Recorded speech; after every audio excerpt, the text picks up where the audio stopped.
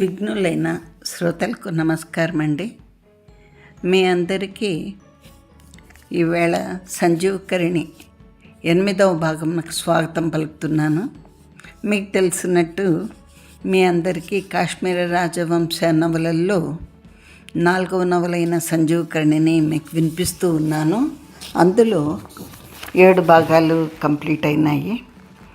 8వ భాగానికి ఇప్పుడు స్వాగతం పలుకుతున్నాను. పోతే మీకు 8వ భాగం వినిపించబోయే ముందు క్లుప్తంగా సంక్షిప్తంగా 7వ భాగంలోని కథ మీకు వినిపిస్తాను. ఇక్కడ సంధిమంతుడు తాను బొప్పట్టుడు దగ్గర ప్రమాణం చేయించుకొని వాళ్ళ అమ్మ మీద ప్రమాణం చేయించుకొని కొన్ని విషయాలు బొప్పట్టుడికి వివరించాడు. వేటినైతే రాజుకు చెప్పమన్నాడో అవి తూచా తప్పకుండా రాజుకు చెప్పాడు బొప్పట్టుడు. చెప్పడమే కాకోకుండా బొప్పట్టుడు ఇంకొక విషయం చెప్పాడు. తన భార్యకు సంధిమంతుడు 2వ భర్త అని, అతన్ని ఎట్లాగైనా చంపేయమని వివరించాడు. ఈ ఇంత సంభాషణలో రాజుకు ఒక అనుమానం కలిగింది. ఎందుకు తనను చెప్పమంటున్నాడు సంధిమంతుడు? కొంపదీసి సంధిమంతుడు చచ్చి సాధించాలనుకుంటున్నాడా అని అన్నాడు. ఆ అనుమానం వచ్చింది రాజుకు. సరే, రాజు దగ్గర మళ్ళీ ఒక అనుమతి పత్రం తీసుకొని, ఈయన ఎల్లుండి రమ్మన్నాడు కదా సంధిమంతుడు బొప్పట్టుడిని, ఇంకా వేరే విషయాలు ఏవో చెప్తానన్నాడు. మునుపు జరిగిన ములాఖత్లో సంధిమంతుడు బొప్పట్టునికి బప్పిక అనే బ్రాహ్మణ స్త్రీ, ఆమెకు పుట్టిన తుంజిక అనే అమ్మాయి, ఆ తుంజికకు పుట్టిన 2 కూతుర్లను మహారాజు వివాహం చేసుకొనడము, ఆ మహారాజుకు పుట్టిన ఒక పిల్ల కల్హార్ మాలిక, ఇంకొక అమ్మాయి 2వ భార్య మేఘవల్లరికి పుట్టిన అమ్మాయి పేరు దిలహరి అని చెప్పాడు. దిలహరి ఎక్కడుంది అంటే అది వేరే కథ, నీకు మళ్ళా చెప్తాను అని చెప్పాడు. సరే, ఇది జరిగిన కథ. మరి ఇంకా ఆలస్యం చేయకోకుండా 8వ భాగానికి వెళ్ళిపోదాం. 8వ భాగంలో ఏం జరగబోతోందో చూద్దాం. సంధిమంతుడినైతే చంపమని రాజును వేడుకున్నాడు. రాజు దీని విషయమే ఏం ఆలోచించినాడో అవన్నీ ఇప్పుడు మనకు తర్వాత తెలుస్తాయి. అంతేకాకుండా రాజుకు కొన్ని సూచనలు ఇచ్చాడు. ఎవరు అతని మీద కుట్ర పన్నుతున్నారనేది, చటక అనే ఆమె సంగతి, ఇవన్నీ చెప్పాడు. సరే, రాజును తనను తాను రక్షించుకోవడానికి ఆ హెగ్గడికత్త మీద ఆధారపడి ఉండమని సూచన ఇచ్చాడు సంధిమంతుడు. ఇది జరిగిన కథ. తర్వాత ఏమైంది, మనం కథలోకి వెళ్ళిపోదామా మరి. ఇక్కడ బొప్పట్టుడు మళ్ళీ సంధిమంతుడి దగ్గరకు వచ్చాడు. సంధిమంతుడు ఇలా అడుగుతున్నాడు, నీకు ఈనాడు నన్ను చూచుటకు రాజా అనుమతి పత్రం లేదు కదా, ఎట్లా వచ్చితివి అంటే, ఈనాటికి పత్రం లేదని నీకెలా తెలియను అని మళ్ళీ బొప్పట్టుడు ప్రశ్నించాడు. తక్కినవన్నీ ఎట్లు తెలియనో ఇదియో అట్లే తెలియను అని సంధిమంతుడు అంటే, నిన్న సాయంత్రము మహారాజుని అడిగి తెచ్చితిని అన్నాడు బొప్పట్టుడు. రాజు ఇచ్చినాడా అని అడిగితే, ఈడనుకున్నాను ఇచ్చినాడు అన్నాడు బొప్పట్టుడు.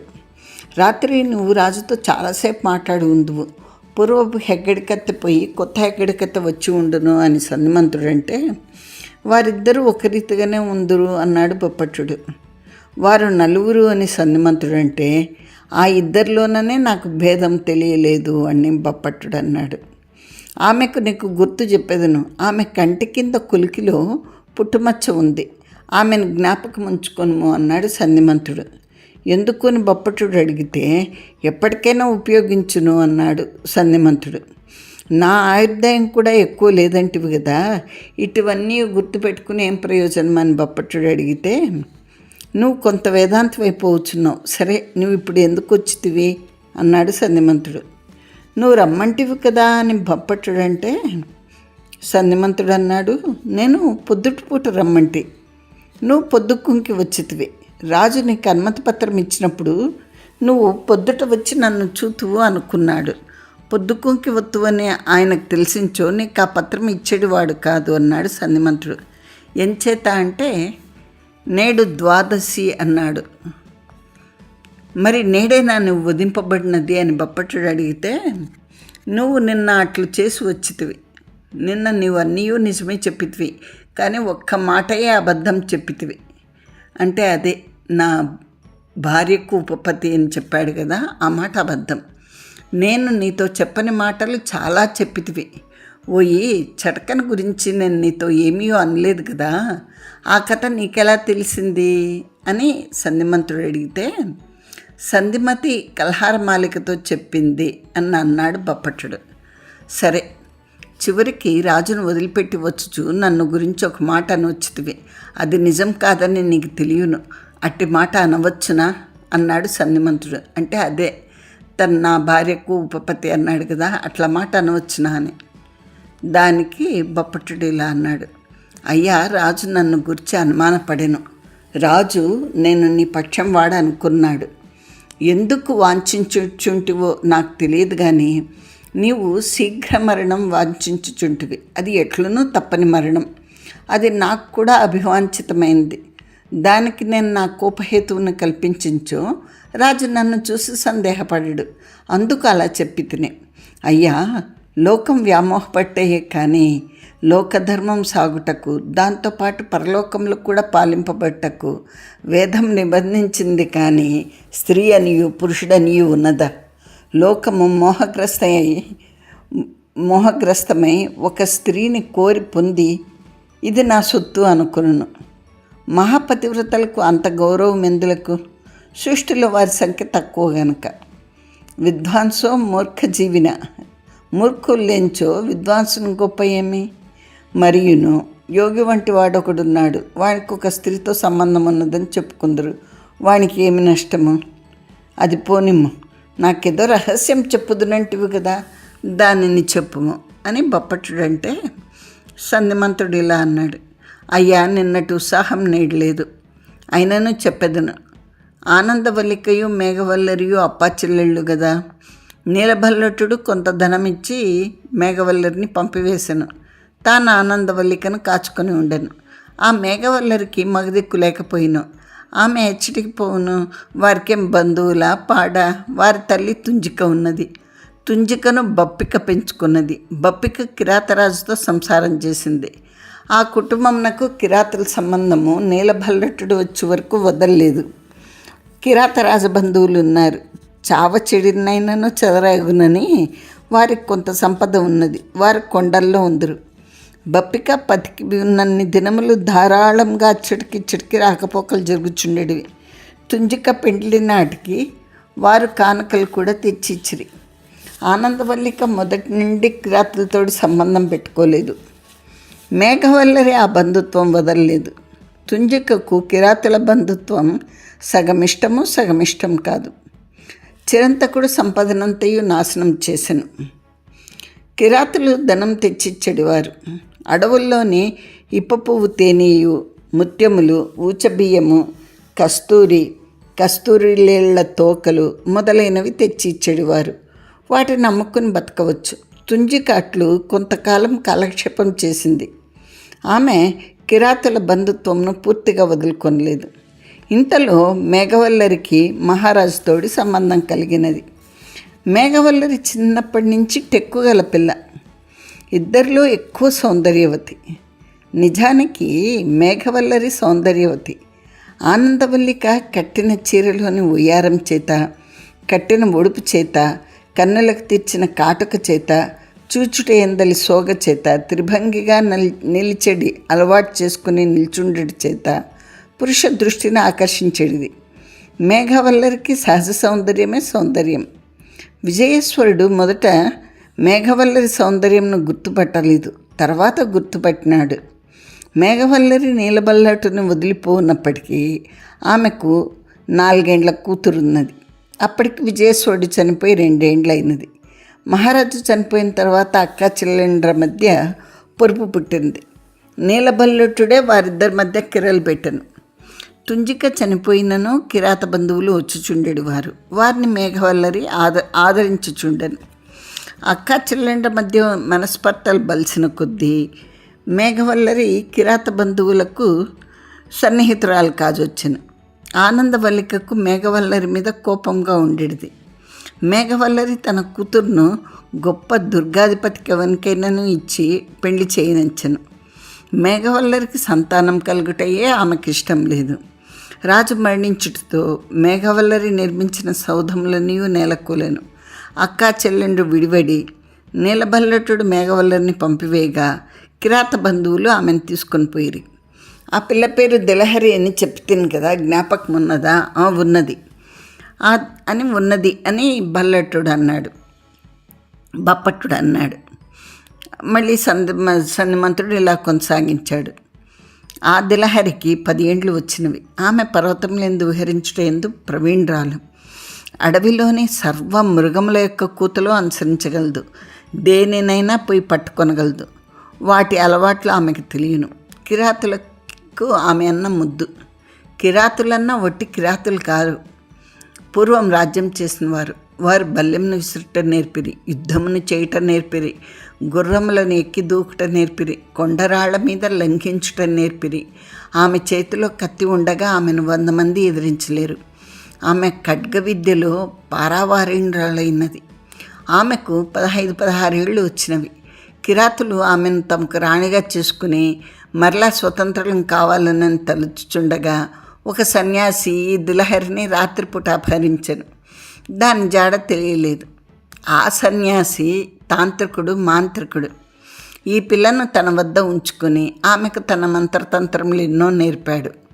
దిలహరి చిన్నప్పుడు పరమ సౌందర్యవతి. దాని సౌందర్యంనకు దేవతా స్త్రీలు నివ్వెరపోవలేను. దాని ముఖం అట్టిది, గుండ్రని ముఖం కాదు, కోల కాదు. దాని శరీర సౌష్ఠవము రతీదేవికి ఉండదు. ఆ సన్యాసి ఒక దేవతను ఉపాసించెను. ఖడ్గ విద్యాపారీణురాలను మంత్రతంత్రవేత్రియునైన ఒక బ్రాహ్మణ కన్యను వానికి సిద్ధి పొందవలసిన దేవతకు బలి ఇవ్వలేను. దాని కొరకు అతడు ఆమెను తీసుకొని పోయిను, మంత్రతంత్రములు నేర్పెను. ఈ దిలహరి తనకు వాడు నేర్పిన ఒక మంత్రమును సాధించెను. ఆ అధిదేవత వీరయోగి సింహుడను ఒక యక్షుడు. ఆ వీరయోగి సింహుడు దిలహరికి ప్రత్యక్షమాయను. వాడు దిలహరిని ప్రేమించెను. ఈ రహస్యంను వాడు దిలహరికి చెప్పాను. ఆ యోగికి కొన్ని పిశాచములు స్వాధీనం నందున్నవి. వానికి ఒక రాక్షసుడు అధీనం నందున్నాడు. చివరికి ఏమైనదనగా దిలహరిని దేవతా బలికి అర్పించు వేళ అందు వీరయోగి సింహుడు దిలహరికి సహాయం చేయలేకపోయాడు. వాడు ఆ రాక్షసునితో పిశాచములతో పోరాడవలసి వచ్చెను. దిలహరి తన ఖడ్గ విద్యా నైపుణ్యం చేత యోగిని సంహరింపవాలని అనుకున్నాను. ఆ యోగియు తక్కువ వాడు కాదు. యోగియు దిలహరియు యుద్ధం చేయుచుండగా ఒక పిశాచము యోగికి సహాయం వచ్చాను. దిలహరికి పోరు బరువు ఆయను. దిలహరి యోగిని చివరకు సంహరించను. కానీ దిలహరిని పిశాచము హోమకుండంలోనికి తోసెను. ఆమె ఒళ్ళంతా కాలిపోయాను, ముఖమంతా మాడిపోయాను, ముక్కు కొస చితికిపోయాను. బూరెట్టిల్లి సౌందర్య సీమలైన ఆమె చక్కిళ్ళు మాడి తప్పలాయను. ఆమె చివరికి ప్రయత్నం చేసి హోమకుండం నుండి లేచెను. 3-4 నెలలు గుహలోనే నివసించెను. అప్పటికి ఆమె గాయములన్నీ మానెను. ఆమె ఇంకా ఏం చేయవలేను? కిరాతల పల్లెకు పోవలైనా? అప్పటికి ఆమె తల్లి చనిపోయిను. ఏమైనానో సరే, నీలబల్లటుడును పెద్ద తల్లి అయిన ఆనందవల్లికయు ఉన్న గ్రామంకు పోవలేను అనుకున్నాను. ఆ గ్రామం పేరే తనకు తెలియదు, దారి తెలియదు. ఆ ఊరు వదిలి వచ్చే వేళకు తాను 4 ఏండ్ల పిల్ల. ఆ దేశం ఏ దేశమో కూడా తెలియదు. కానీ ఎవరైనా కాశ్మీర దేశమని ఉచ్చరించినప్పుడు తనది ఆ దేశమని కొన్నాళ్ళుగా ఆమెకు గుర్తుగా ఉండేది. తర్వాత తమది కాశ్మీర దేశము అనేటిది. అది ఎంతవరకు నిజమో ఆమెకి తెలియదు. ఆ ఊరి పేరు మాత్రం బాగా తెలియను. దాని పేరు సంధ్యా అగ్రహారం. సంధ్యా అగ్రహారం అన్న పేరు సామాన్యంగా ఉండదు. కాశ్మీర దేశము సంధ్యా అగ్రహారం అని చెప్పుడు చేత కొందరు దారి చెప్పుచూ వచ్చిరి. ఇట్లుండగా ఆమెకు అప్పటికి 16-17 ఏండ్లు. ఆమె శరీరం నందు యవ్వనం నిండి ఉండెను, కానీ ముఖము పరమ వికారంగా ఉండెను. అంచేత ఆమెను ఎవ్వడూ వాంఛించలేదు. ఎవడైనా అల్పుడు కోరించో ఆమె చేతిలోని కత్తికి భయపడిపోయినాడు. ఆమె కాశ్మీరం చేరింది, సంధ్యా అగ్రహారం పోలేదు. ఆమెకు తన ప్రయాణం రహస్యంగా ఉండవలనని కొండలను వదిలిపెట్టి ఎప్పుడు ప్రయాణం చేయలేదు. ఆ కొండలలో ఒక గ్రామంలో మహాపండితుడైన ఒక బ్రాహ్మణుడు ఉన్నాడు. ఆ బ్రాహ్మణుడు గొప్ప జ్యోతిష్కుడు. రాజు అతనిని పల్లకీ మీద శ్రీనగరంకు తీసుకొని పోవును. అతని వద్ద భవిష్యత్తు తెలుసుకుని మరలా పంపించుచుండును. ఆయన ఒట్టి జ్యోతిష్కుడే కాదు, వేదాంగ పారంగతుడు, రాజ్యాంగవేత్త, యుద్ధనీతి చదివినవాడు. ఆయనకు సంతతి లేదు, భార్య లేదు, ఉడకవేసి పెట్టే దిక్కు లేదు. ఈమె తాను బ్రాహ్మణ కన్య అనుచున్నది. ఆమెను కూతురుగా స్వీకరించినాడు. ఆమెకు 1 ఏడాదిలో ఎంత చదువైనా చెప్పాడు. ఆమె ఏకసంతాగ్రాహిణి. ఇట్లుండగా ఒకనాడు రాజు ఆ బ్రాహ్మణంతో ఇలా అన్నాడు: స్వామి, నా బతుకు ఎప్పుడూ కష్టభూయిష్టమని చెప్పుచున్నారు. నాకు సంతతి లేదనుచున్నారు. నన్నెప్పుడునూ సంహరించుటకు శత్రువులు కాచుకుని ఉందరనుచున్నారు.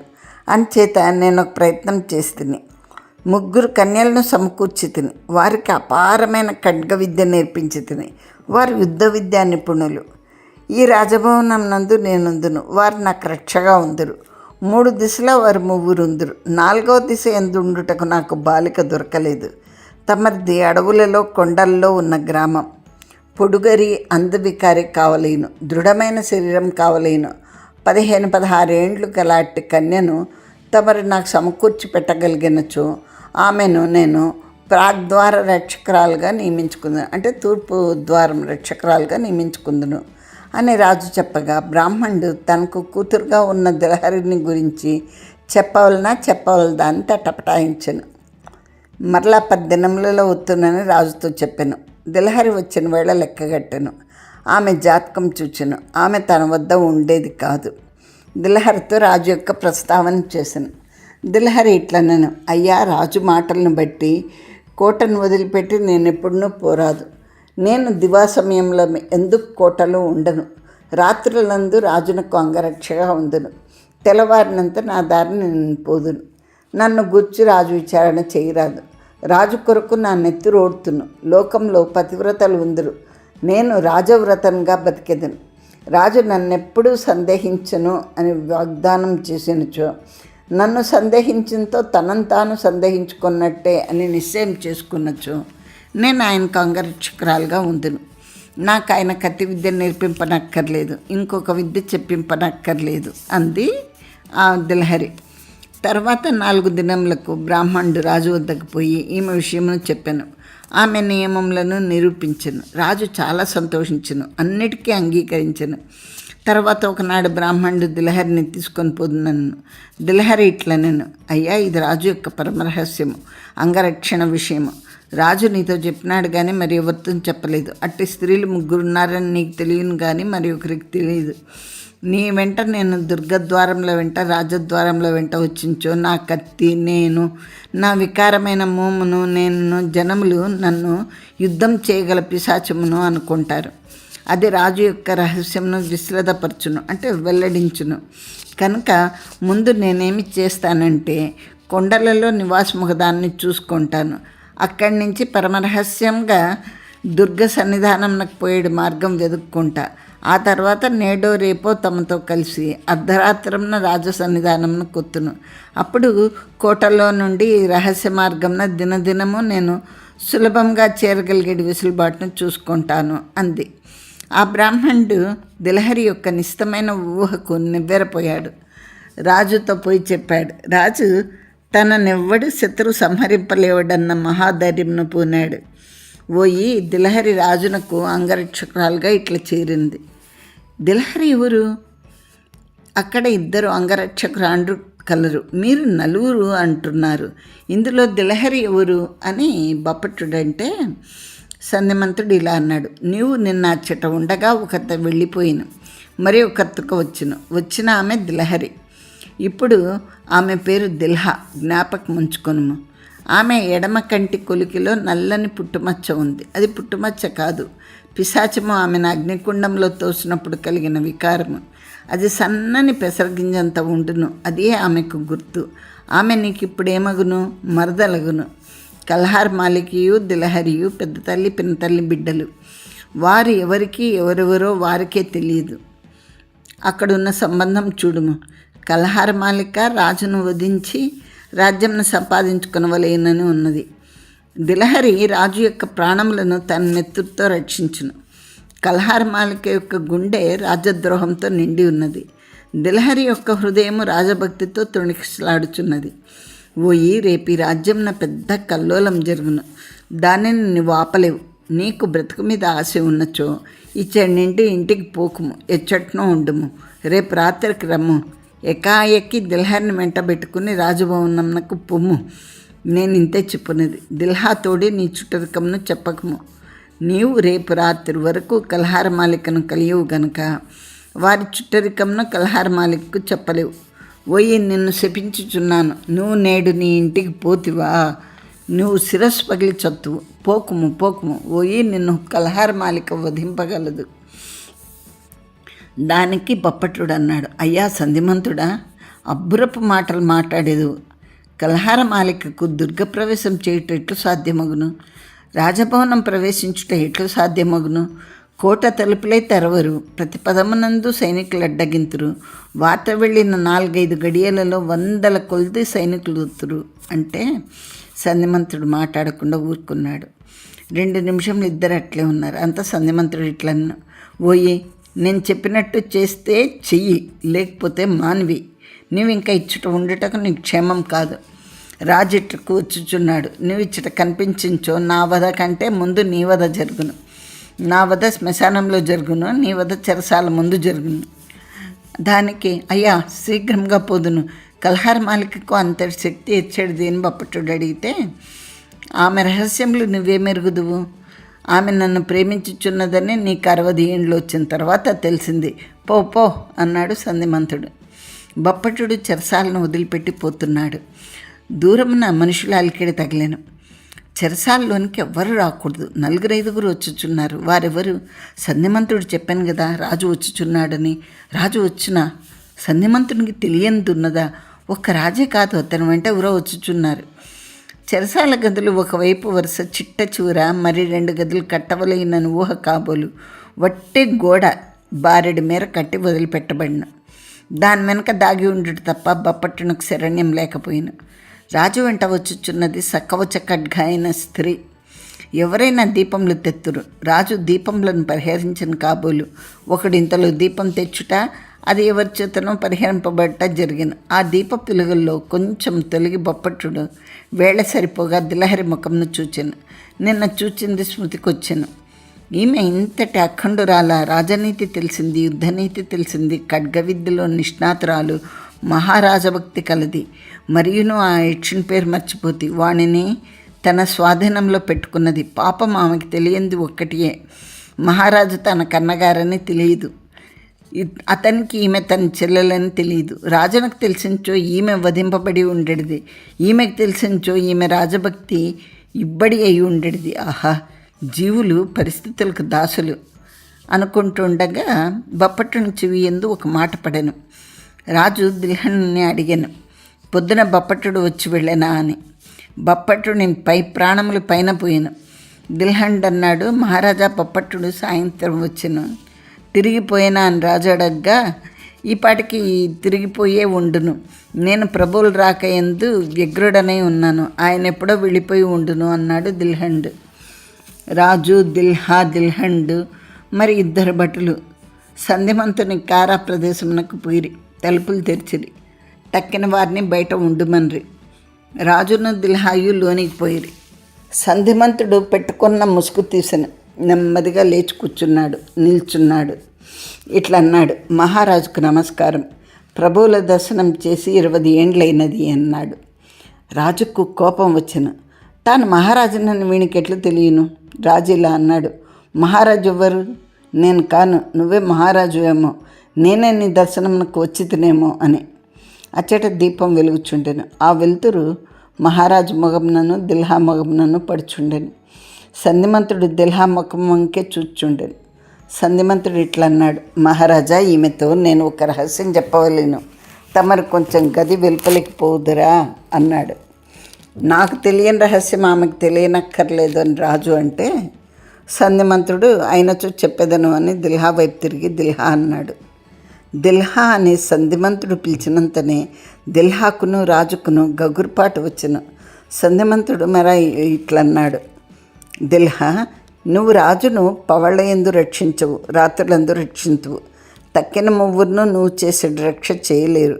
నువ్వు దివారాత్రములు రాజు వద్ద ఉండగలవా? నీ నియమం నీకున్నది. ఓ రాజా, నిన్న బప్పటుడు నీతో చెప్పిన సంగతులు నువ్వు చిటకతో చెప్పలేదు. చెప్పినచో ఒక లాభం, చెప్పకపోయినచో ఒక లాభం. నాకు ఇప్పుడు ఎట్లున్నదనగా విధిలిఖితమును మార్చవలేనని ఉన్నది. నాకు అంతటి కోపం వచ్చుచున్నది. ఓ ఈ కోపంను నేను ఎరగను. నిన్ను చూచినంతనే కోపం వచ్చుచున్నది. ఆ దుష్టమైన దైవము నీకు సంతానం లేకుండా ఏల చేసెను. నీ తర్వాత రాజ్యం సంధిమతికి ఏల రావలేను. ఆ సంధిమతిని ముక్కలు ముక్కలుగా నరికితివి. ఆ ముక్కలు హోమం ఎందుకు చేసితివి? కాకులు గద్దలు ఎత్తుకొని పోయించు ఎంత బాగుండేది. అయ్యయ్యో, అవి అస్థికలైనవి. వాటిని పంచమి ప్రోగు చేసింది. వాణిని కొనిపోయి ఆ దుర్జనరాలికి అమ్మింది. ఆ చితాభస్మంలో శిరోస్తి ఉన్నది. ఆ భూతము నాకంటే తెలివిగలది. నేను బప్పట్టుతో చెప్పినాను, అతడు నీతో చెప్పినాడు. ఆ శిరోస్తి కొరకు నువ్వు వెదకించితివి. అయ్యా, నువ్వు చేసింది ఒకటియే తప్పు. వెదకుటకు ఎవరినో పంపితివి. పంచమికి ధనమెత్తును వెతుకుమంటివి. ఆ పంచమిని మహాధనవంతురాల్ని చెయ్యుదును అంటివి. నీ ఔదార్యం నిన్ను పాడు చేసినది. ఆ పంచమి ఏం చేసిందో నీకు తెలియదు. శిరోస్తిని తాను సంగ్రహించినది. దానిని ఒక దయ్యంనకు ఇచ్చినది. ఆ దయ్యం దానికి చిలికత్తె. ఈ విధముగా వ్యవహారంను పాడు చేసుకుంటివి. సంధిమతికి రాజ్యం తప్పదు. సంధిమతి ఆ శిరోస్తిని అవలంబించి కూర్చున్నది. దైవం ఇట్లున్నది. దిల్హాతో ఒక మాట చెప్పవలేను. ఓసి దిల్హా, నువ్వెవరివో నీకు తెలియదు. బాల శశిశేఖర జ్యోతిష్కుని నువ్వెరుగుదువు. నీ పూర్వచరిత్ర అతనికి తెలియదు. నీ పూర్వచరిత్ర బప్పటుంతో చెప్పితిని. అతడు భయపడి పారిపోయినాడు. ఏదో ఒకనాటి సాయంత్రం నీ దగ్గర కూర్చును. అతడు ఉన్నదాన్ని ఉన్నట్టుగా కదలుమనగా కదులుము. నీ బతుకంతయు అప్పుడు విశదమగును. అప్పుడు విస్పష్టమై కూడా ప్రయోజనం లేదు. నిజమైన ప్రయోజనం ఉన్నచో భగవంతుడి సృష్టిని సాగించిన. రాజా, నువ్వు సంధిమతి యొక్క కాల్చేతులు కట్టినట్టు నా కాల్చేతులు కట్టనక్కర్లేదు. నా నోట గుడ్డలు కుక్కనక్కర్లేదు. కాలి సంకెళ్ళలు తీయించుము. నడిచి వత్తును. మనం ముగ్గురము నడిచిపోదాము. ముందు 4 సైనికులుందురు, వెనక 4 సైనికులుందురు. శూలారోపణ నిపుణులైన కటికవాండ్రు శ్మశానమునకు వచ్చి ఉందురు కదా. పోదాం పద అనగా రాజు కదలలేదు. సంధిమంతుడు మళ్ళా ఇలా అన్నాడు. శ్మశానంలో సంధిమతి నోట్లోని గుడ్డలు తీసి ఆమెనేవో ప్రశ్నలు అడిగితివి. నా విషయంలో ఆ గోల శ్మశానంలో ఎందుకు? ఇచ్చటనే అడుగుము. అన్నీయూ నీకు ఇచ్చట స్ఫురించనుచో దారి వెంట అడుగుచుండము. 1-2 మిగిలించో శ్మశానంలో అడగవచ్చును అన్నాడు సంధిమంతుడు. రాజప్పుడు అన్నాడు, సంధిమంతుడా, నీ వంటి దివ్యజ్ఞానం కలవాడు రాజు కావలేను. మా వంటి వారు రాజుల ఏం ప్రయోజనము? కాక ఏమి ప్రయోజనము? నువ్వు సర్వజ్ఞుడవు, దివ్య చక్షుష్కుడవు, అంటే దివ్యమైన నేత్రాలు కలవాడవు. నేడు నిన్ను తీసుకొని పోయి కొరత వేయింపబోచున్నాను. ఎందుకు చేయుచున్నాననగా నేను నీ విషయంలో చేయగలిగింది ఇంకొకట్లేదు కనుక. సంధిమంతుడా, నువ్వు నాకు చాలా రహస్యములు చెప్పితివి. నీతో నేను ఒక రహస్యం చెప్పుచున్నాను. నేను చనిపోకముందే నిన్ను నేను కొరత వేయించుచున్నాను కనుక నువ్వు రాజగుట తటస్థింపదు. నిన్ను కొరత వేయి లోపల ఏదన్నా విప్లవం జరిగినచో, నిన్ను కొరత వేయుట సాధ్యము కానిచో, పరిస్థితులు మారినచో నువ్వు రాజువైతివేనే నీకు 4 అంగరక్షకురాండ్రని ఇచ్చి పోవచ్చుంటిని. మొదటిది ఈమె పేరు దిల్హా. నీకు తెలియను. ఈమె పూర్వకత నీకు తెలియను. నాకు చెప్పనక్కర్లేదు. ఇంత వాండ్రు కాకపోయినాను తక్కిన ముగ్గురును సమర్థులే. ఈ 4 రాజుకు 4 వైపులా ఉన్నచో 1000 మంది సైన్యం రాజునేమి చేయలేదు. నా అంతఃపురంలో, నా కోటలో ఇప్పుడు కొంత కుళ్ళు ఉన్నదని నాకు తెలియను. నేను దిల్హాను నా అంగరక్షణ కోసం కాక దుర్గ పరిశీలనాధికారినిగా ఉంచినచో నాకు కలుగుచున్న ఆపదకు మంచిది కాదు. ఇప్పుడు కలుగుటకు సిద్ధంగా ఉన్నట్టు నాకు తెలియచున్నది. నువ్వు మహాపురుషుడవు. నీకు మంత్రిత్వం ఎట్టిదో చెరలో బంధింపబట్టయు అట్టిదే. నేను బప్పట్టుని మాటలు విని, తక్కియా మమ్ముల మాటలు విని నిన్ను చెరలో పెట్టి తిని. అచ్చంగా వారి మాటలు వింటయే కాదు, అప్పుడు కొంత రోగం నా దగ్గర కూడా ఉన్నది. ఈ రాజ్యము నీ వంటి వాడు పాలించినా కానీ కొంత బాగుపడుతుంది. ఈ నడుమ నాకొక్కడి తెలిసింది, అది నేటి పొద్దుటకి స్థిరపడింది. చూచితివా, మనకు తెలిసేటి వేళకు తెలిసే ప్రయోజనం లేకుండా పోను. ఈ రాజ్యమంతయు కలహారమాలిక కైవసం చేసుకొనాయించుచున్నది. ఆమె ఎవరు, ఆమె ప్రయత్నం ఏంటిదో నాకు ఈనాటి పొద్దుటకి తెలిసింది. నేను ఆమెను బంధించుటకు పంపించినాను, ఆమె తప్పించుకుని పోయింది.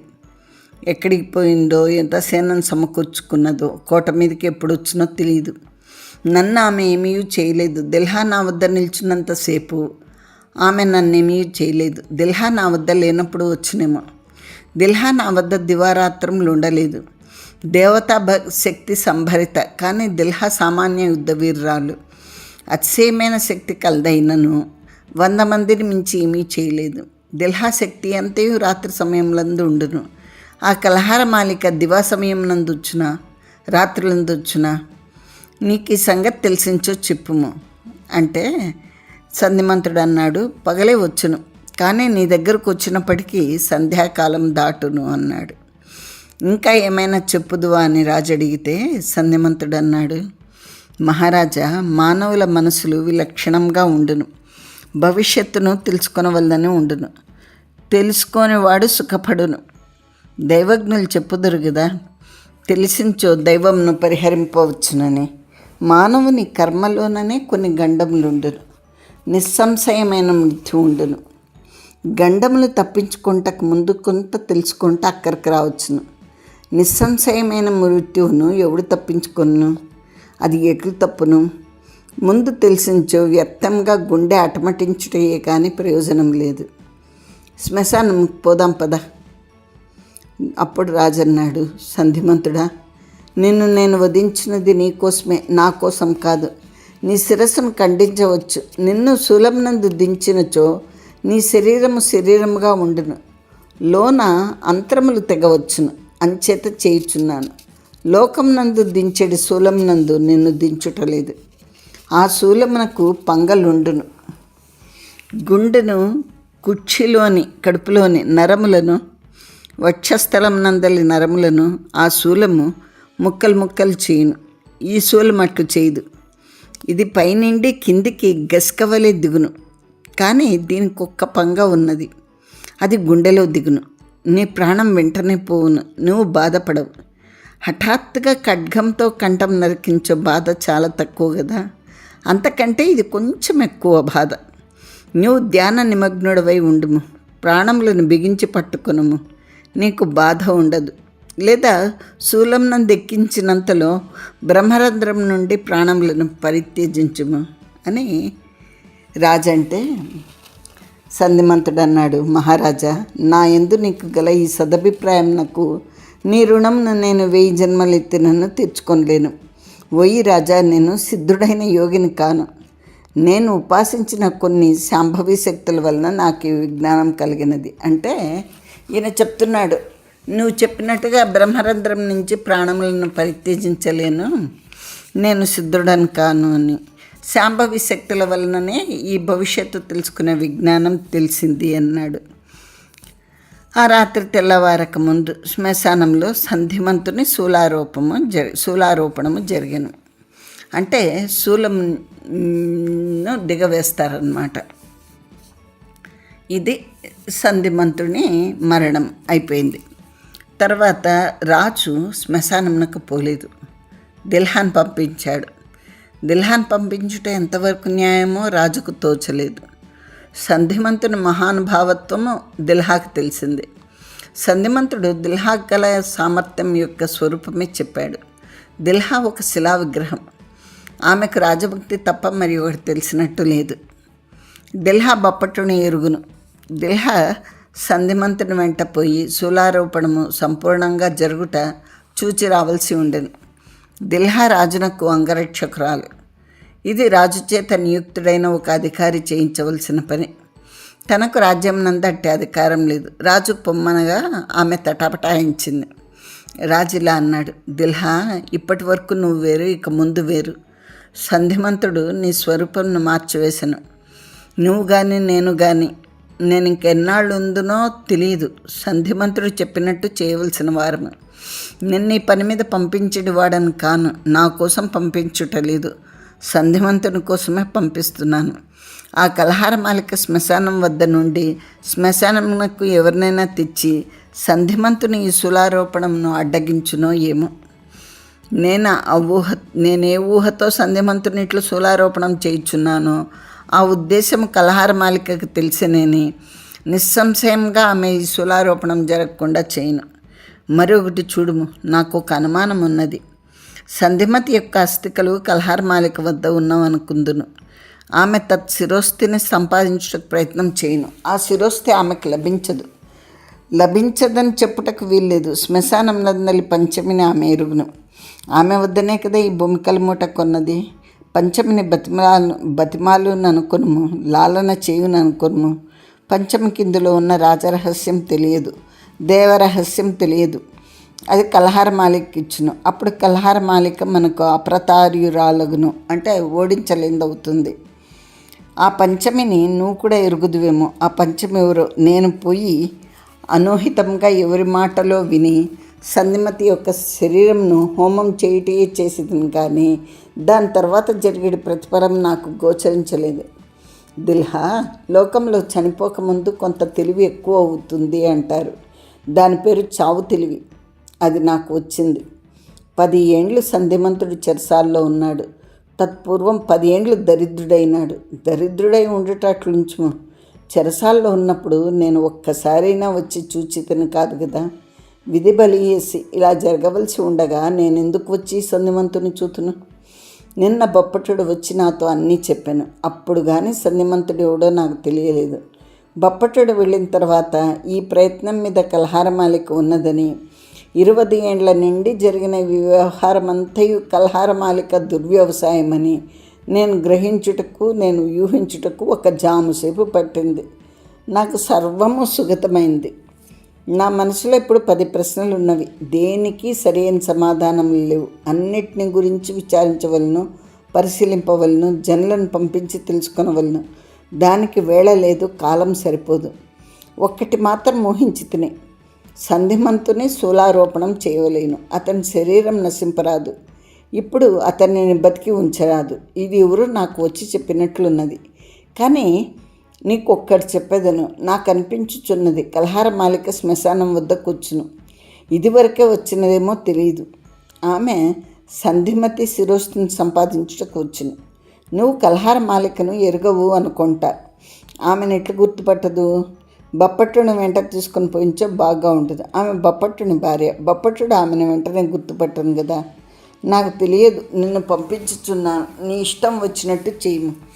ప్రాగ్ద్వారం నందు నేటి రాత్రికి ఉద్దానంతును అని రాజు తాను తిరిగిపోచుండగా దిల్హా రాజును రాజభవనం నందు దించి వచ్చెను. దిల్హా వచ్చే వరకు సంధిమంతుడు అచ్చటనే ఉండను. దిల్హాయు సంధిమంతుడు కలిసి నడుచుచుండ్రి. సైనికులు 4 ముందు 4 వెనక నడుచుచుండ్రి. శ్మశానంను చేర్రి. కటికవాండ్ర అది వరకే వచ్చిరి. సంధిమంతునకు కాలు చేతులు బిగించిరి. శూలారోపణం చేసిరి. కటికవాండ్రు వెళ్ళిపోయిరి. దిల్హా సైనికులను పంపించి వేశాను. తెల్లవార వస్తోంది. మళ్ళా తాను రాజసౌధంనకు పోవలేనా? దిల్హాన్ గురించి సైనికులకు ఏం తెలియను. ఆమె ఒక హెగ్గడి కత్తె అనుకున్నారు. హెగ్గడి కత్తెలలో కొందరు ఖడ్గ విద్య నేర్చిన వారుందరు. వారిలో ఈమె ఒక్కతే. సంధిమంతుని శూలారోపణం చేయవలెనన్న ఆజ్ఞాపత్రం దిల్హా చేతిలో ఉన్నది. శూలారోపణం జరిగేటి వరకు సైనికులు ఆమె యందు భక్తిగా ఉన్నారు. తదనంతరం వారు ఆమె వెంక చూడలేదు, ఆమెను పాటించలేదు. దిల్హాకు మళ్ళా ఒకసారి పోయి రాజును చూచి తిరిగి వస్తాము అనిపించను. కానీ తెల్లవారిన తర్వాత వెళ్ళించో బాగా ఉండును అనిపించింది. రాత్రి 3వ జామున జరగవలసిన శూలారోపణ 4వ జామున జరిగినది. అంచేత తెల్లవారింది. కటికవాంటను సైనికులు తమ దారిని తాము పోయిన తర్వాత దిల్హా శ్మశానమంతయు తిరిగింది. ఆ శ్మశానము 2 యోజనముల పొడవు, 2 యోజనముల వెడల్పు. రాజధాని నగరంలో నివసించుచు మృతులగుచున్న బహుసంఖ్యాకులైన జీవులకు అదే చర్మస్థానం. ఇంతటి దేశంలో పంచమి ఒక మూల కూర్చుండును.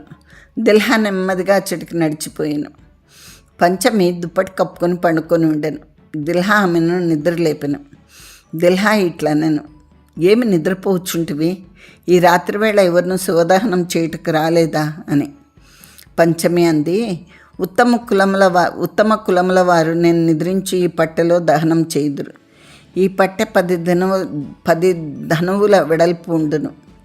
తక్కిన శ్మశానంలో అటు ఇటు దహనములు జరిగించో వారు ఉత్తమ కుల సంజాతులు కారు. ఈ పట్టెలో నేడు ఏమీ దహనం జరగలేదు. రహస్యములైన దహనములు 3వ జామున జరుగును.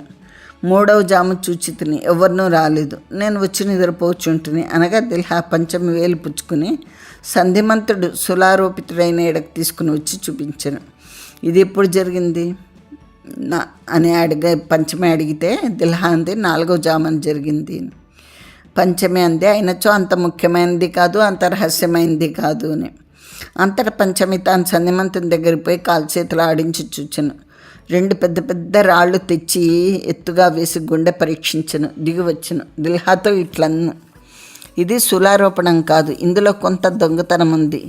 మనుష్యుని చంపి ఎవరినో మోసం చేయుటకు శూలం మీద ఇచ్చట దిగవేసిరి. ఇది శూలారోపణం కాదు. శూలారోపణమైనచో ప్రాణం వెంటనే పోదు. పూర్వం ఎప్పుడో శూలారోపణం చేయబడిన వానితో నేను మాట్లాడి తినేని. దిల్హా అంది, నేను ఇంతకుముందే వచ్చి తిని, నాకు ఒక అనుమానం ఉన్నది. ఈ శూలారోపణం జరుగుటకు కారణం ఎవరంటావు అని దిల్హా అంటే, నాకేం తెలుసు అంది పంచమి. దిల్హా అంది, పంచమి, నీవు ఇది వరకు ఒట్టి అమాయకురాలివి. ఈ 10 దినములలో నీకెంతో తెలివి వచ్చింది, చదువు వచ్చింది. అది వరకు నీకు 10 దీనారములు ఇచ్చించో అవి 10 అని తెలియదు. శుక్లపక్షమో కృష్ణపక్షమో తెలియదు. ఈ తెలివి నీకెట్లు వచ్చిందో నాకు తెలియదు. ఇతనిని పూర్వమే చంపి అనగా శవమును తెచ్చి శూలారోపణం చేసిరని నువ్వు గ్రహించుట నాకు ఆశ్చర్యంగా ఉన్నది. గ్రహించుట వేరు, చెప్పుట వేరు. ఈ శూలారోపణం ఎవరి వలన జరిగిందో నీకు తెలియనా? నీ వద్ద అస్థికలను కొన్నదే ఆమె వలన జరిగింది అంటే పంచమి అంది, ఆమె వలన ఎట్లా జరుగును? ఆమె 3వ జామగు వరకు నా తోడనే ఉంది. ఎవరినో ఇచ్చట వధింతురని నాతో చెప్పినది.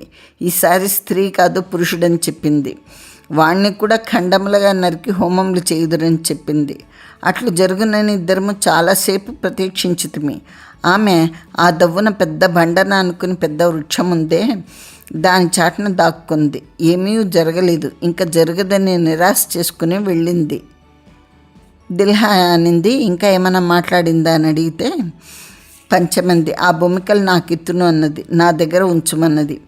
ఓసి పంచమి, నీవు ఈ అస్థికలను నాకు అమ్మితివి. ఇందులో ఒక అస్థిక తక్కువ ఉన్నది. అది లేనిచో ఈ అస్థికలు పనికిరావు. దాన్ని కూడా కలిపి నాకు ఇవ్వగలవా అని అడిగింది.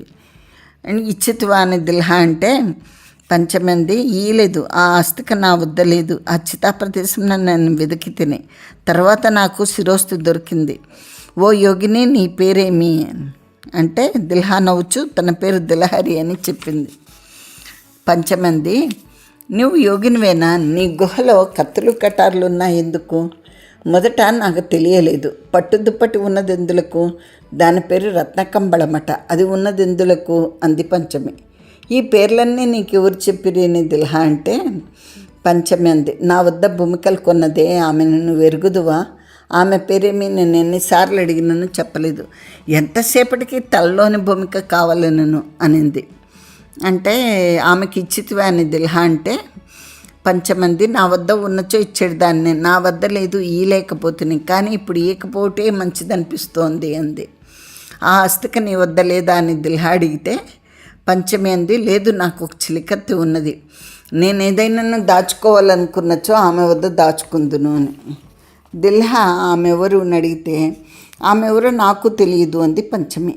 తెలియకుండా చెలికత్తి ఏమిటి అని దిల్హా అంటే, తెలియకుండా చెలికత్తెలు ఉండరా? మనం వారిని నమ్ముదుము, వారు మనల్ని మోసం చేయరు, అదే చెలికత్తె అనగా అంది పంచమి. ఆమె ఈ రాత్రి రాలేదా అని దిల్హా అడిగితే పంచమి అంది, ఆమె పెండ్లికి వెళ్ళింది అంది. పెండ్లా అని దిల్హా అడిగితే పంచమంది, నీకు ఆశ్చర్యంగా ఉన్నదా? లోకంలో పెండ్లిళ్ళు జరగట్లేదా అని అంటే, అది ఒక లోకము, అచ్చట కూడా పెండ్లిళ్ళు జరుగునా అనుకొంచుంటుని. పోనిమ్ము, ఆమె నీ వద్ద కొన్న బొంకిల మూట మరలా ఇచ్చిపోయిందా అని దిల్హా అంటే ఇత్తును అన్నది ఇయ్యకుండా పోయింది అంది పంచమి.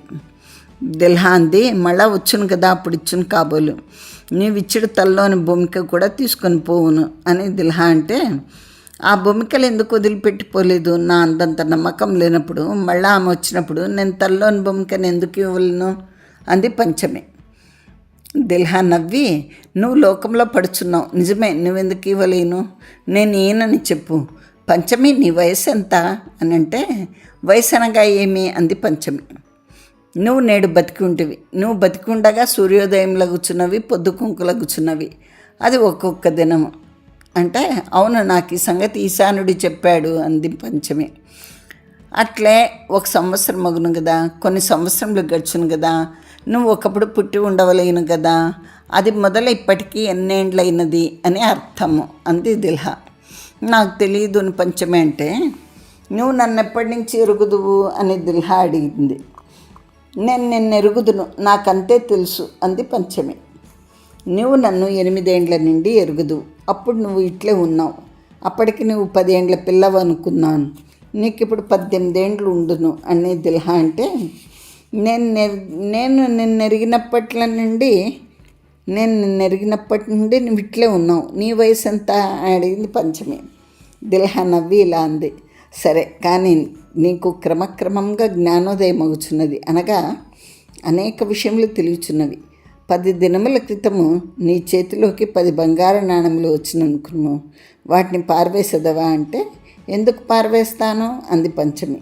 ఏం చేస్తావు అని దిల్హా అడిగితే, రత్నకంబళం కొందును, పట్టుదుప్పటి కొందును, నీ గుహలో గోడకు వేలాడుచున్న కత్తి వంటి కత్తి కొందును అంది పంచమి. కొని ఏం చేస్తావని దిల్హా అడిగితే, నీ గుహలోనే పెడతాను, నా వస్తువులు కూడా అచ్చట ఉండనిత్తువా అంది పంచమి. నువ్వు కూడా నా వల్లనే యోగినివి కాదలుచుకున్నావా అని దిల్హా అంటే, అమ్మయ్యో, నీ ఎంత దాన్ని నగుదునా అంది పంచమి. సరే, కానీ తల్లోని భూమిక కొరకు మళ్ళా ఆమె నీ వద్దకు వచ్చును, ఆ భూమిక నా వద్ద దాచితనని చెప్పుము, ఆమెను నా వద్దకు తీసుకొని రమ్ము అంది దిల్హా. నేను నీ వద్ద దాయలేదు కదా అని పంచమి అంటే, దాయకపోయినా దాచినట్టు చెప్పు అంది దిల్హా. అది ఎలా అని పంచమి అడిగితే, సరే, నీవు ఆ భూమికను ఒక చిలికత వద్ద దాచితివి, ఆమె నీ వద్దకు పగలెప్పుడైనా వచ్చునా? రాదు అంది పంచమి. రాత్రులందు ఎప్పుడు వచ్చును అని అడిగితే, 3వ జాములో వచ్చును అని పంచమి పకాలన నవ్వాను. దిల్హా, అరే, నువ్వు నవ్వగలవా అని ఆశ్చర్యపోతే పంచమి అంది, నాకు మొన్ననే చేతనైంది, పూర్వం నన్ను అడిగించో నేను 3వ జామని చెప్పగలిగి ఉండేదాన్ని కాదు, నాకు ఇప్పుడు 3వ జామనియు 4వ జామనియు తెలియచున్నది, నాకు ఇప్పుడు నవ్వు వస్తోంది. ఓ యోగిని, ఇదేమిటమ్మా, ఇదివరకు తెలియదు, ఇప్పుడు తెలియను, ఇదివరకు నేను ఆలోచించలేను, ఇప్పుడు ఆలోచిస్తున్నాను. ఈ ఆలోచన అంతయు దేని మీద ఆధారపడి ఉంది? తెలిసింది, లెక్కల మీద ఆధారపడి ఉంది. 3వ జామనగా 1, 2, 3, ఒక రాత్రి యందు 4 జాములు ఉన్నవని ఈశానుడు చెప్పాడు. నువ్వు వయసును అడిగితివి కదా, 18 ఏండ్లు, అదీను లెక్కయే. ఈ ప్రపంచంలోని తెలివి అంతయు లెక్కల మీద ఆధారపడి ఉంది, అన్నీ లెక్కలే. అతన్ని పూర్వమే చంపిరి, అతడు శవము తీసుకుని వచ్చి శూలం నందు దిగవేసిరి, బతికున్నవాడిని శూలం నందు దిగవేసించో ప్రాణం ఇంకా ఉండును, ఇదియూ లెక్కయే, 2, 3, 4 వలె లేదు. సృష్టి అంతయు లెక్కల మీద ఆధారపడి ఉన్నది. పూర్వం నాకు లెక్కలు రావు, అంచేత నాకేమీ తెలియదు, ఇప్పుడు లెక్కలు తెలుస్తోంది. ఆ స్త్రీకి తలలోని భూమిక ఎందుకు? భూమికలతో ఏం ప్రయోజనం ఉన్నది? అందులో ఒక భూమిక లేకపోయినా ఏమి? భూమికలన్నిటిలో తలలోని భూమిక ప్రమాణమా, ప్రధానమా? ఈ పంచమి తనతో మాట్లాడుతున్నట్లేదు, పలకరించినను పలుకోట్లేదు. ఆమె పరిగణనం వేరుగా ఉంది. ఆమె తనకు ఒక మహా విషయంను బోధించినది. ప్రపంచమంతయు లెక్కల మీద ఆధారపడి ఉన్నదా? సహజమైన వివేకము ఎట్లు ప్రశ్నించును? అసహజమైనది పలువురు చెప్పిన దాని మీద ఆధారపడి ఉన్నది. పర్ల వద్ద నేర్చిన విద్యకు యథార్థమైన వికసనం లేదు. ఈ పంచమి యొక్క ఆలోచన ఎంత దవ్వు పోవును? మళ్ళా కలహారమాలికి వచ్చించో ఈమె ఆ శిరోస్తి ఇచ్చివేయనో ఏమో. అది రాజునకు అనర్థ ఆపత్తి, దాన్ని హరించుట ఎట్లు? ఇప్పటికి తెల్లవారింది, ద్వాదశి వెళ్ళిపోయింది, త్రయోదశి వచ్చింది. నేటి రాత్రి 2 జాముల వేళ నిచ్చటికి రావలేను. 2 యామములు గడిచిన తర్వాత 3వ యామం పూర్తెగు వరకు భూత సంచార యామము. అప్పుడు పంచమి వద్ద ఉండవలేను, ఆ ఆస్తికను గ్రహింపవలేను. కల్హార్ మాలిక వద్ద ఉన్న ఆస్తికలను కూడా సంపాదించవలను. వీనినన్నిటినీ సంగ్రహించి ఏం చేయవలేను? అయ్యో, నేను రాజు వద్ద ఉన్నప్పుడు స్వతంత్రంగా ఊహింపలేకపోతుని, లేంచో సంధిమంతుని అడిగేడుదానను. ఈ రహస్యమేమియో వీరయోగి సింహంను అడగవలేను. అతడు చెప్పవచ్చు అనుకుంటా, అతడు చెప్పలేంచో ఈశానుడు చెప్పును. కల్హార్ మాలిక వద్ద ఉన్న భూమికలు సంపాదించుట ఎట్లు? బాగా తెల్లవారింది. ఏది ఎట్లయినా మహారాజు వద్దకు పోయి రావలేను. అంతటా దిల్హా బయలుదేరి రహస్య మార్గం వెంట కోటలోనికి పోయాను. ప్రాద్వారం నందు నిలిచి ఉండెను. వద్ద తన కాపలా పెట్టిపోవుటకు సన్నద్ధపడను. దిల్హా ఆమెను పోనీయలేదు. తాను రాజు వద్దకు పోయాను. రాజుతో తాను మాట్లాడవచ్చునా కూడదా?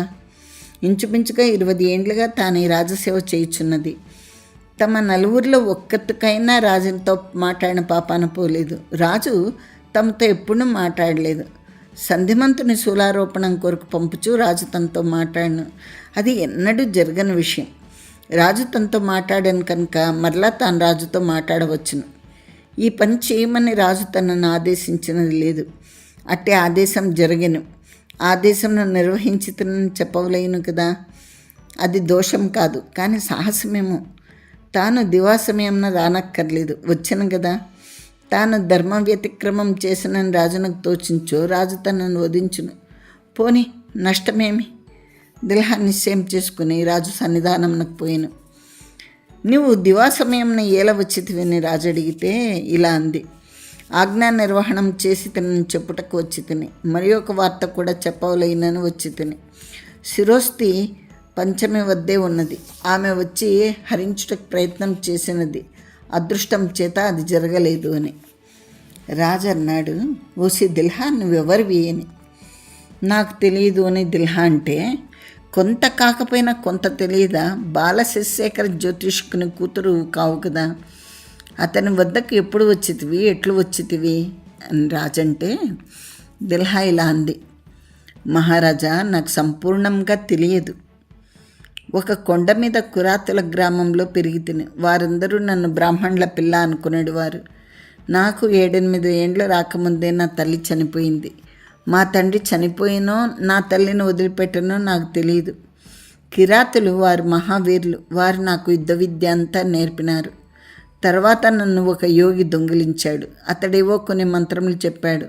అతడు నన్ను వధింపనించినాడు. నేనే అతనిని వధించి తిని. నేను అతని యజ్ఞకుండంలో పడిపోతుని. నా ఒళ్ళు మొగము సర్వము కాలిపోయినవి. అది వరకు నేను మిక్కిలి అందగత్తెను. దానితో నా అందమంతయు పోయినది. నిప్పుల కాల్పులు తగ్గి మచ్చలు పట్టకు బదులు ముఖం నల్లబడిపోయింది. నాకున్న ఉపాసనా శక్తి చేత, నాకున్న ఖడ్గ విద్య నైపుణ్యం చే నన్నెవ్వరినూ ప్రతారించలేకపోయారు. బాలశశిశేఖర పండితులు నాకు రాజ్యాంగం చెప్పాను, రాజనీతి చెప్పాను, యుద్ధనీతి బోధించను. రాజు తండ్రి వంటివాడు. నా జీవితం వృథా అయిపోయింది. నా సౌందర్యమే పోయినది. మహారాజునకు అంగరక్షకురాలుగా ఉందువని బాలశశిశేఖర పండితులు చెప్పినప్పుడు నేను నిర్ణయించుకుంటుని. నా జీవితం నాకు ఇదే పరమావధి అని. బతికిన తర్వాత ఏదో ఒక కార్యంను జీవితమంతయు చేసించో అది ఒక చరితార్థత అగును. నేను రాజశరీర రక్షణం చేసేదను. అది నా విధి, నా ధర్మము. ఆయన రమ్మన్నాడు, నేను వచ్చి తిని అంటే రాజులా అన్నాడు. ఓసి దిల్హా, నాకు మీ 4 అంగరక్షకురాండ్రు. మీ చేత నా శరీరంకు ఏమీయో ఆపద రాకుండా చూచుకొంచుంటుని. రాజులు ఎంత స్వార్థపరులు. కొన్ని 100 మంది జీవితములు వ్యర్థములు కాగా రాజులు నిమేషభోగములు అనుభవింతురు. సరే అనగా దిల్హా తిరిగిపోతూ ఉండెను. మళ్ళా రాజులా అన్నాడు. ఓసి దిల్హా, సంధిమంతుని కొత్త వేయించి తిని ఎంత తప్పు చేసి తిని.